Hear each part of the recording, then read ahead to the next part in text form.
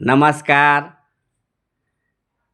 આ પરિવર્તનશીલ સંસારમાં જિંદગી રોજે રોજ બદલાય છે અને જિંદગીના માર્ગ પર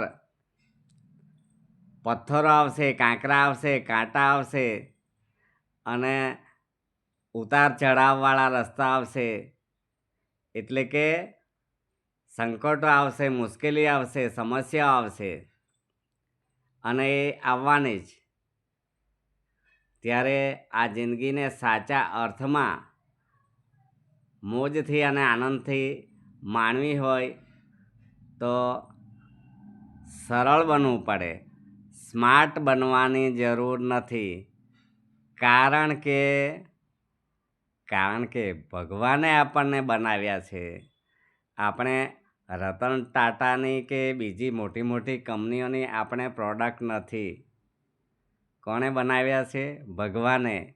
અને એ ભગવાને આપણને બનાવ્યા છે એ જ આપણને જિંદગીના પથ પર લઈ જાય છે આગળ.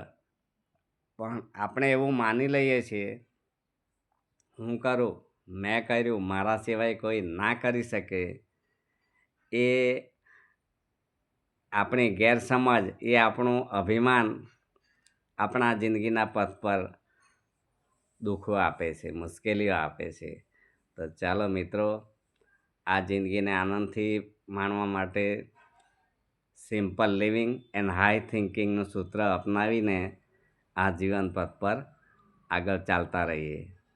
ભગુ પટેલના આપ સૌને જય માતાજી.